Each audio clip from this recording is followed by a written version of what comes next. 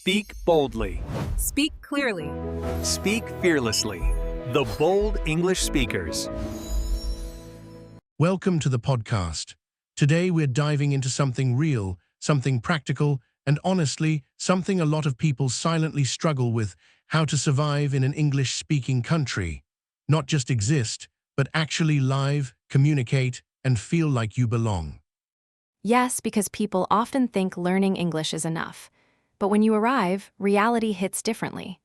It's not just about grammar, it's about culture, confidence, speed, and sometimes even courage.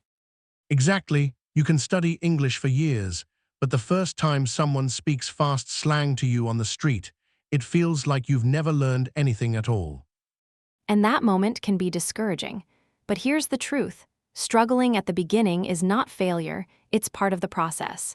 Survival starts with accepting that discomfort. Let's start with the first survival rule: don't be afraid to sound wrong. Many people stay silent because they want perfect English, but silence isolates you faster than mistakes ever will. I love that, because communication is not about perfection, it's about connection. Even broken English can build relationships if you're willing to try.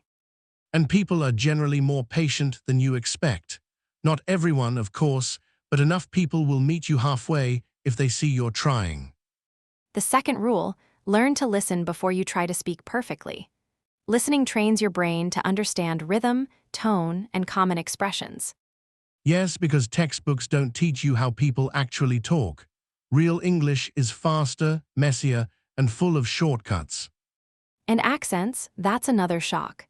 You might understand your teacher perfectly, then suddenly struggle with different accents. That's normal, don't panic. Your brain is just adjusting. Give it time and you'll start recognizing patterns. Third survival tip: ask people to repeat themselves. It sounds simple, but many people feel embarrassed doing it. But think about it, native speakers ask each other to repeat things all the time. It's not a weakness, it's part of communication. Exactly, you can say, "Sorry, could you say that again?" Or, "Can you speak a bit slower?" That alone can save you from so much confusion. Now let's talk about something deeper: confidence. Because language is not just a skill, it's psychological. Absolutely. If you believe you're bad at English, you'll hesitate, overthink, and withdraw.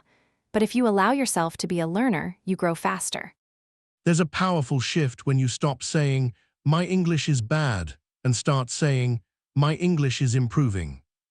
That mindset changes everything. It turns fear into progress.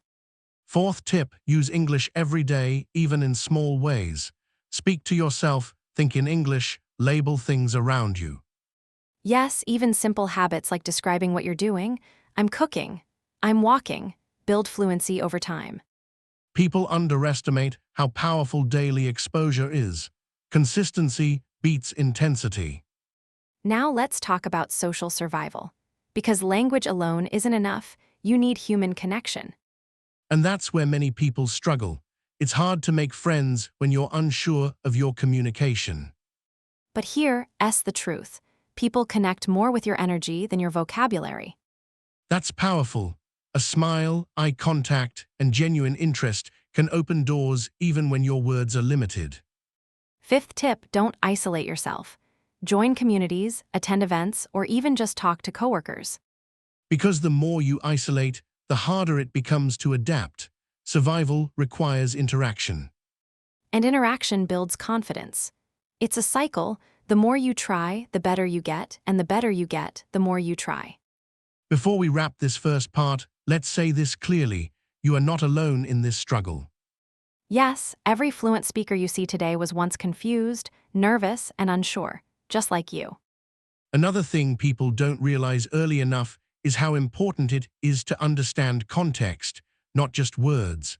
Sometimes you may know every word in a sentence and still not understand what someone means. That's because language lives inside culture. Expressions, humor, tone, they all carry meaning beyond vocabulary. So survival means learning how people use English, not just how they speak it. For example, when someone says, "You might want to check that again," they're often not making a suggestion, they're pointing out a mistake. Exactly, And if you take everything literally, you'll miss the message. So pay attention to tone, facial expressions, and situation. Sixth tip, observe before reacting. Watch how others respond in conversations. That's how you learn the hidden rules. Because every country has its own communication style. Some are direct, others are more polite and indirect. Now let's talk about something many people quietly struggle with: feeling left out in conversations. That moment when everyone is laughing and you don't understand why. It can feel isolating. But here's the truth: you don't need to understand everything to belong. Presence matters more than perfection. And over time, you will start catching more and more. Your brain is always learning, even when it feels slow. Seventh tip, stay engaged even when you don't fully understand. Nodding, smiling, and listening still keep you part of the interaction. And when appropriate, ask questions. People often appreciate curiosity. Let's move into something practical again: handling phone calls.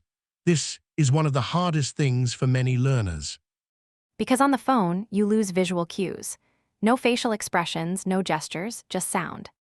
And that can make understanding much harder, especially with fast speech or unfamiliar accents. Eighth tip, prepare for common phone situations. Practice phrases like, "Could you repeat that?" Or, "Can you speak a bit slower, please?" And don't be afraid to say, "I didn't catch that." It's completely normal.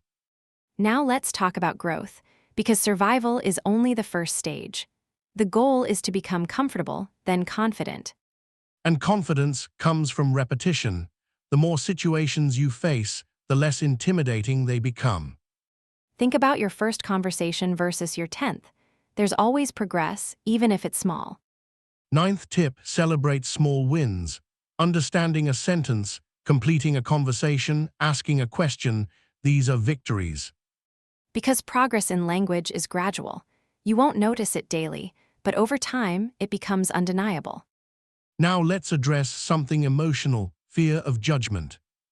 Many people hold back because they think others are judging their accent or mistakes.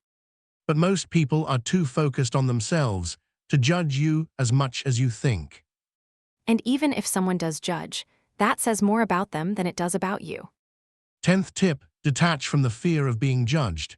It slows your growth more than mistakes ever will. Because every time you speak, you improve. Every time you stay silent, you delay that improvement. So speak even when it's uncomfortable, even when it's imperfect. Because survival is not about avoiding mistakes, it's about moving through them. There comes a point where survival turns into adaptation. You're no longer just trying to get by, you're starting to understand, respond, and even anticipate conversations. And that's a powerful shift. Because now, English is no longer something outside of you, it's becoming part of how you think and interact. But even at this stage, challenges don't disappear, they just change form. Yes, now it becomes about expressing deeper thoughts, your opinions, your personality, your humor. And that can feel frustrating, because you know what you want to say, but you don't always have the words for it. 11th tip, be patient with your expression. Fluency is not just speed, it's clarity and comfort. Take your time, speak slower if you need to. It's better to be understood than to rush and get lost. Now let's talk about identity. Because living in another language can sometimes make you feel like a different person. That's true, you may feel less funny, less confident, or less expressive, not because you are, but because language is limiting you. But here's the truth, your identity is still there. You're just learning a new way to express it. 12th tip, don't compare your English personality to your native one. You're in a growth phase. Give yourself time to rediscover your voice in this new language. Now let's talk about something empowering: thinking in English. This is a major breakthrough. When you stop translating and start thinking directly in English, everything becomes smoother. It reduces hesitation and makes conversations feel more natural. 13th tip, train your mind to think in English. Start small, describe your day, your surroundings, your plans. Over time, your brain adapts, and English becomes automatic. Now let's talk about mistakes again, but from a different perspective. At this stage, mistakes are no longer embarrassing, they're refining tools. Each mistake shows you exactly where to improve. It's feedback, not failure. 14th tip, learn from correction, not fear it. When someone corrects you, they're helping you grow. And if no one corrects you, take initiative. Ask, research, and improve. Let's also talk about independence, because true survival means being able to handle life on your own. Making appointments, handling documents, asking for help. These are real-life tests of your communication skills. 15th tip, put yourself in real situations. Growth happens when you step outside your comfort zone. Avoiding situations may feel safe, but it slows your progress. Now let's bring everything together. Surviving in an English-speaking country is not just about language. It's about mindset, courage, and consistency. It's about showing up every day, even when it's uncomfortable. It's about choosing growth over fear, connection over perfection. And understanding that every conversation, no matter how small, is a step forward. You are building something, confidence, skill, and a new version of yourself. So don't rush the process. Don't compare your journey to anyone else's. And most importantly, Don't give up on your voice. because one day you'll look back and realize, What once felt impossible has become natural. and the language that once intimidated you Will become a tool you use to build your life.